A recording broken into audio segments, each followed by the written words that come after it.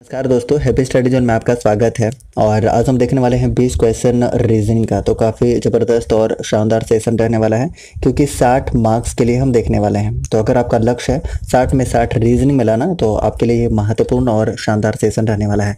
तो चलिए आज का सेशन स्टार्ट करते हैं क्वेश्चन नंबर फर्स्ट के साथ। नीचे दी गई श्रृंखला में प्रश्न चिन्ह के स्थान पर कौन सी संख्या आएगी। तो देखिए, नंबर सीरीज का जब भी आपके सामने क्वेश्चन आता है तो सबसे पहले आप डिफरेंस देखिए, अंतर देखने की कोशिश कीजिए कि अंतर क्या है। तो देखिए, ये दो नंबर के बीच में आपको डिफरेंस कितना देखने को मिल रहा है, तो आपको 11 देखने को मिल रहा है। फिर ये दोनों के बीच में 12 का डिफरेंस, फिर देखिए 13 का डिफरेंस, फिर कितना का है 14 का डिफरेंस। तो आगे कितना का डिफरेंस होगा 15 का डिफरेंस। तो यूनिट डिजिट से अगर आप देखना चाहें तो 8 5 13, 13 3, ऑप्शन नंबर 1 दिख रहा है, ऑप्शन नंबर डी। ठीक है, ये देखिए 13 का 3, एक ही ऑप्शन में लास्ट में 3 दिख रहा है यूनिट डिजिट में, तो ऑप्शन नंबर डी इस प्रश्न का उत्तर होगा। ऐसे अप्रोच रखेंगे तो मेरे ख्याल से काफ़ी जल्दी आप सॉल्व कर पाएंगे। किसी कोड भाषा में इतना को ये लिखा जाता है, तो उसी कोड भाषा में सिस्टम को क्या लिखा जाएगा ये आपको बताना है। तो देखिए यहाँ पर क्या किया है, ये एज इट इज़ नंबर को लिख दिया है। जैसे ए का प्लेस वैल्यू कितना होता है 1 होता है, आर का कितना होता है, आर का 18 होता है। तो उसी तरीके से सबका प्लेस वैल्यू ये लिख दिया है। ठीक है, तो बस काफ़ी इजी है ये।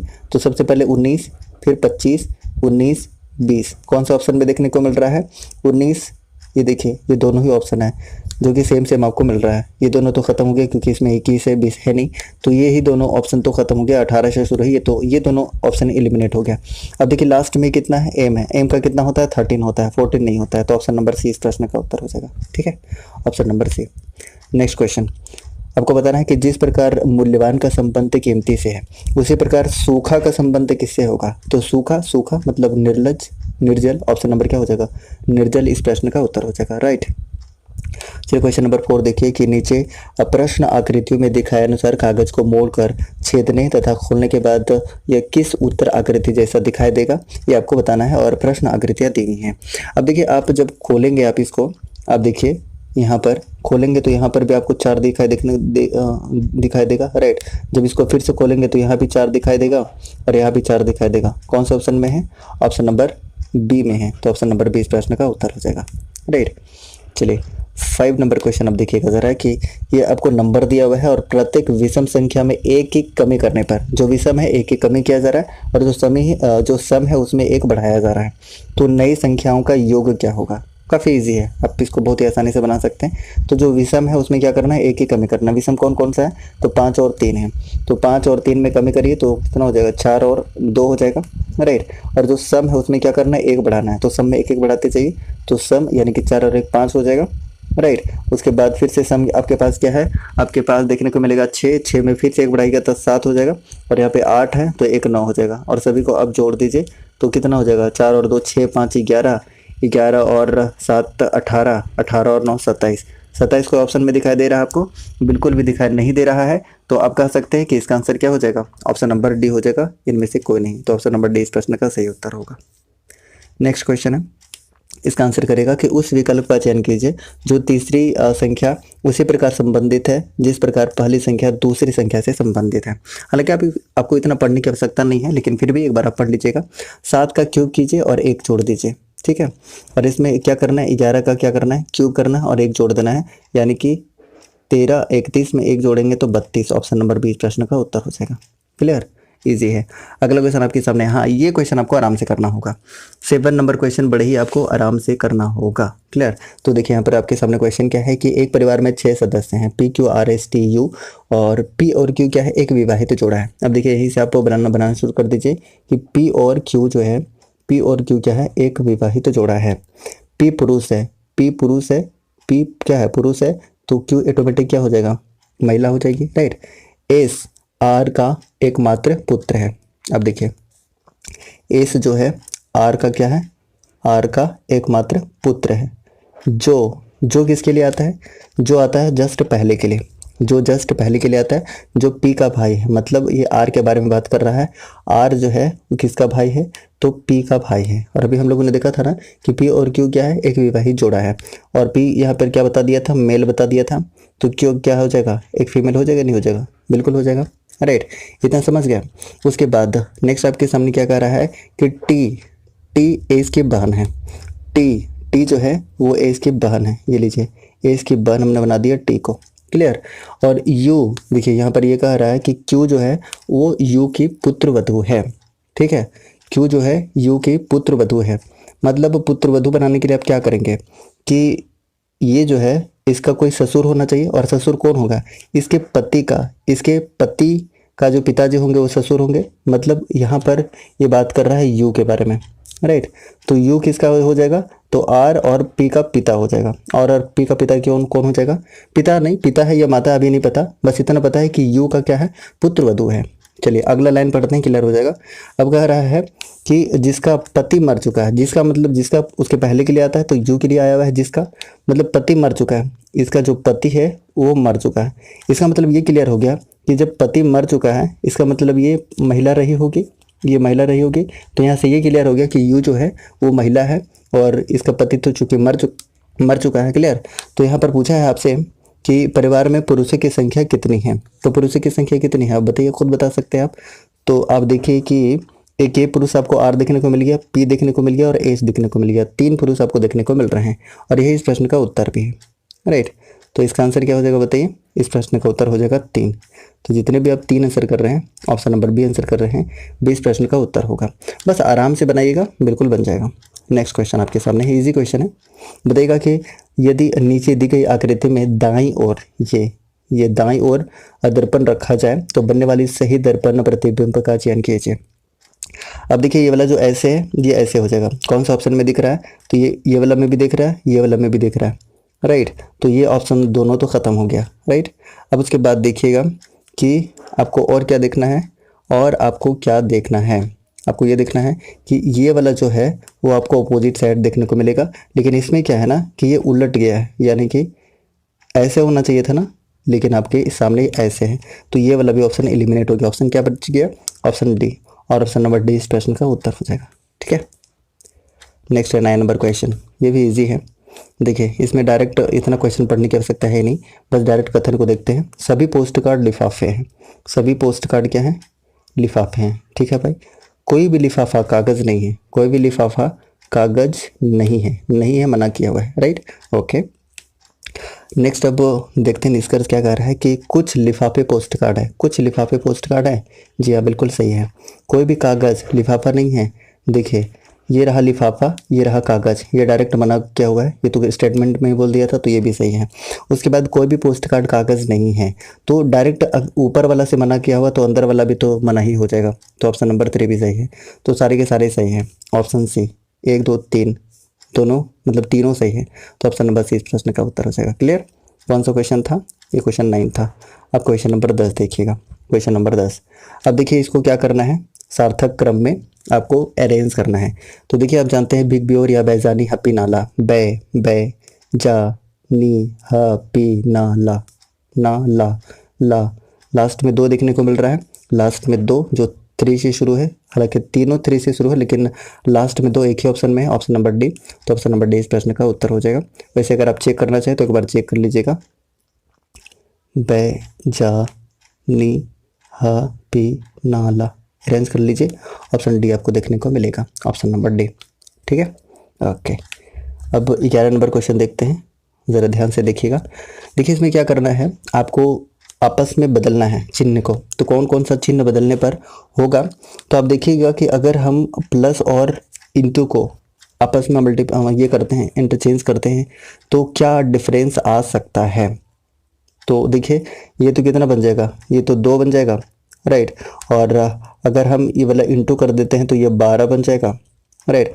और यहाँ प्लस कर देते हैं, मतलब कुल मिला के आप देख लीजिए कि अगर यहाँ पर हम प्लस कर देते तो 12 और 6 18, तो ये माइनस में आ जा रहा है, ये नहीं हो सकता है। पहला जो हम ऑप्शन के थ्रू चेक कर रहे थे इससे तो नहीं हो रहा है, दूसरा ऑप्शन को चेक करके देखिए, तो चेक करिएगा तो ये कितना हो जाएगा, प्लस हो रहा है ना भाग की जगह पे, तो ये 36 हो जा रहा है, बिल्कुल 36 हो जा रहा है। ये माइनस तो एज इट इज़ रहेगा, राइट। और क्या चेंज कर रहे हैं, प्लस की जगह पे भाग चेंज कर रहे हैं, तो 3 हो जाएगा, 6 18 हो जाएगा, और 36 में 18 जाएगा तो 18 बचेगा। ये सेटिस्फाइड कर रहा है, राइट, ये सेटिस्फाई कर रहा है। तो ऑप्शन नंबर 20 प्रश्न का उत्तर होगा, जितने भी आंसर कर रहे हैं। क्लियर। ओके। अब देखिए आपके सामने 12 नंबर क्वेश्चन है, 12 नंबर क्वेश्चन देखिएगा ज़रा। इसमें क्या करना है, इसमें सबसे पहले कथन को पढ़िएगा ज़रा कि अंग्रेजी के सभी चलचित्र हिंसात्मक होते हैं।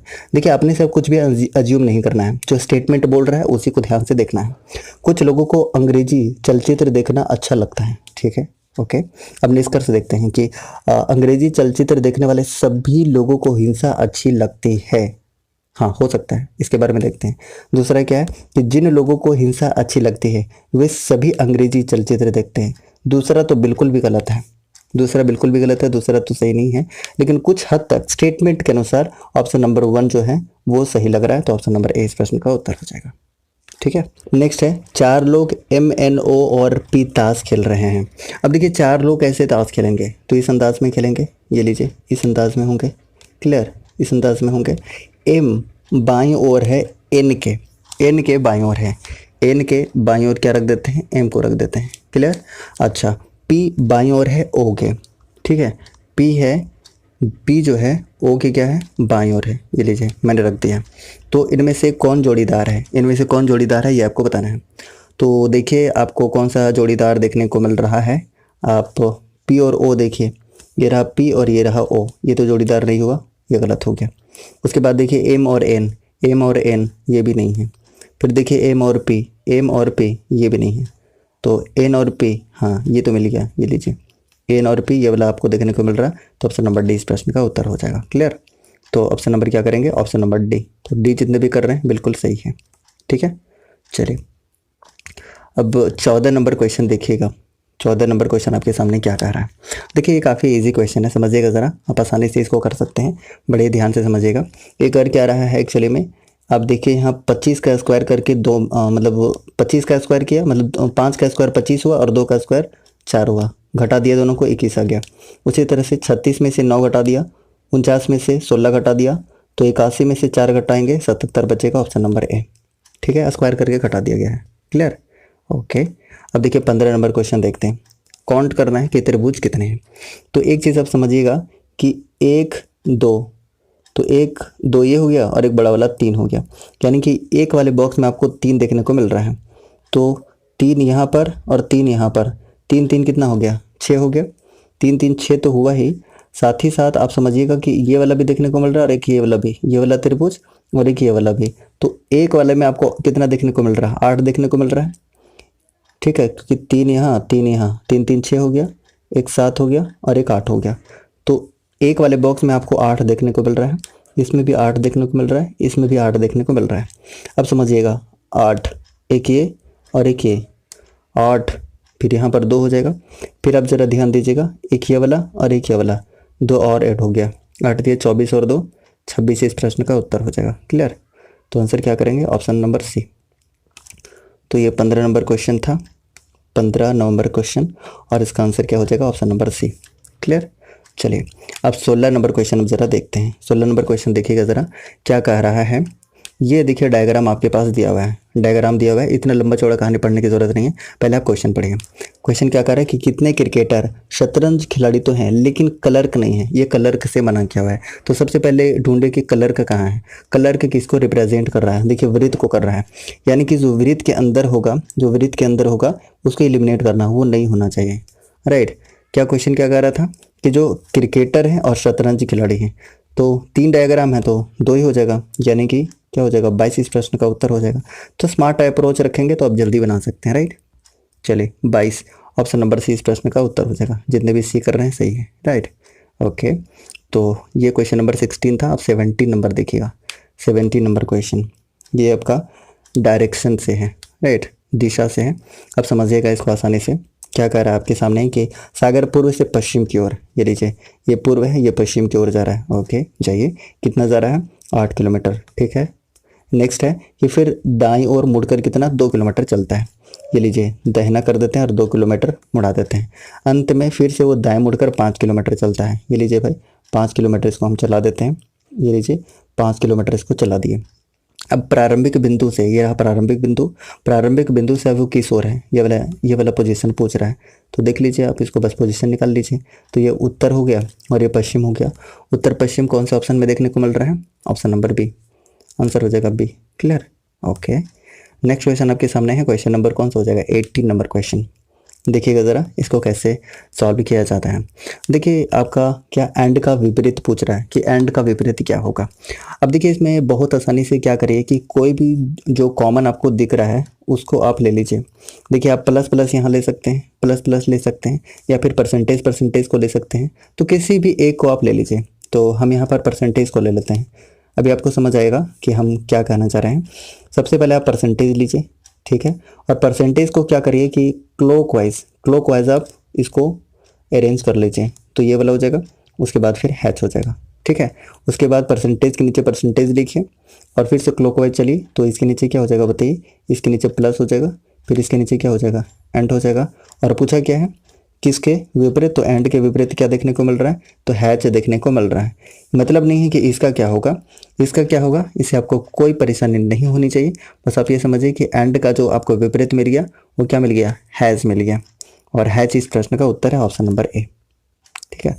ऑप्शन नंबर ए इस प्रश्न का उत्तर होगा। 18 नंबर हमने कर लिया था। अब 19 नंबर क्वेश्चन आपके सामने है। ये लीजिए 19 नंबर क्वेश्चन, ईजी है, इसको भी आप बना सकते हैं। कोशिश करें बनाने का। देखिए बहुत ही आसानी से आप इसको बना सकते हैं, आराम से कोशिश करें और इसको बनाने की कोशिश करेगा। 19 नंबर क्वेश्चन बताइएगा ज़रा। देखिए आप तो एक बात तो ये समझ लीजिए कि अगर आप 9 में से 7 को घटाते हैं तो 2 बचता है, और 2 का अगर क्यूब करते हैं तो 8 होता है। फिर से 5 में से 2 को घटाते हैं 3 बचता है, और 3 का क्यूब 27 होता है। 7 में से 3 को घटाते हैं तो 4 बचता है, और 4 का क्यूब 64 होता है। Option D clear, okay. चलिए नेक्स्ट है क्वेश्चन नंबर 20। और 20 नंबर क्वेश्चन थोड़ा सा देखिएगा, थोड़ा सा सोचना होगा इसमें, समझिएगा। देखिए आपके सामने सबसे पहले हम डायग्राम बनाते हैं। डायग्राम कैसे बनेगा, तो देखिए यहाँ पर प्लस दिया हुआ है। प्लस का मतलब क्या है कि ए बी का भाई है, यानी कि सिंपल सी बात ये आप समझ लीजिए कि यहाँ पर ये कह रहा है कि पी जो है वो एस का भाई है, यानी कि ये भाई हो गया, इसको प्लस कर देते हैं, ठीक है, ओके। उसके बाद देखिए इंटू है, और इंटू का मतलब क्या है, पुत्री है, यानी कि एस क्या है, एस जो है पुत्री है किसका, यदि क्यू का, तो ऊपर में क्यू कर देंगे। क्लियर है, ओके। नेक्स्ट अब देखिए इंटू फिर से है, यानी कि फिर से ये पुत्री होगा, कौन, क्यू, किसका, आर का, तो ऊपर में आर कर देते हैं क्योंकि आर का पुत्री है। क्लियर। अब देखिए माइनस है, माइनस क्या दिया है, माइनस मतलब होता है पत्नी, ए बी की पत्नी है। तो टी क्या है, मतलब आर जो है वो क्या है, पत्नी है, किसका, टी का। तो पति पत्नी है तो टी ऑटोमेटिक क्या हो जाएगा, प्लस हो जाएगा। कितना समझ पाए, बिल्कुल समझ पाए होंगे। उसके बाद देखिए डिवाइड है, डिवाइड मतलब जो टी है वो वी का क्या है, पिता है, वी का पिता है, बिल्कुल देखने को मिल रहा है। फिर से क्या कर रहा है, फिर से डिवाइड है, मतलब वी भी पिता है किसका, यू का। और आपसे क्या पूछा है कि टी का पी से किस प्रकार संबंधित है, यानी कि टी का रिलेशन पी से पूछ रहा है। तो टी क्या हो जाएगा, पी का। तो आप यहाँ पर देखिए कि ये वाला, अब देखिए इसकी माँ कौन है, यानी कि पी की माँ कौन है, तो पी की माँ आप बोलेंगे कि क्यू है।